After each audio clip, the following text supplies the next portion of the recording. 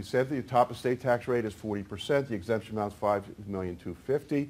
We still have, in a number of states, a similar type of system of a tax upon transfer of wealth involving either an estate tax or an inheritance tax.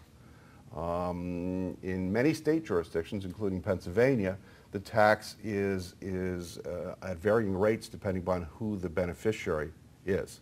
So I think Pennsylvania's system right now, I think the lowest rate's 4.5% around, yeah, and it goes up to as high as 15%, I believe. All right. At one time, there was a credit allowed against the estate tax liability for the state tax. All right. And in that environment, it basically was kind of a no-brainer for states to have that type of tax because they didn't really see that it was having a serious impact to their constituents because they get a direct credit offset. Well, that credit no longer exists. All right, but what we now have is a deduction for any state taxes that are paid. All right, a deduction is not as valuable as a credit because the deduction presumably is going to give you a 40% benefit back, whereas the credit would be a dollar for dollar benefit back.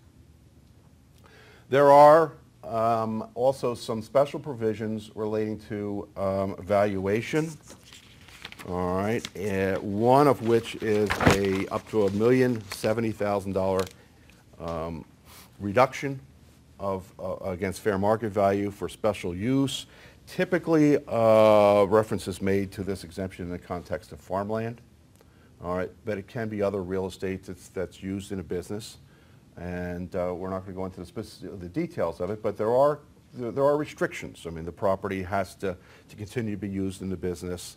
The heirs have to be, I believe, materially participating in that business, and a couple other bells and whistles that need to be met. But this is an attempt to not force the sale of real estate with respect to a business, particularly in farms. All right, where I mean, everybody's probably seen the political debate that we're breaking up the farms, and sooner or later we're going to run out of that very valuable resource to us, whether it's open space or whether it's production of what we need to eat on a day in, day out basis. There also is an exemption up to $500,000 for qualified conservation easements that again have specific requirements, and basically what it's doing is that the property is going to be subject to limitations on how it can be developed.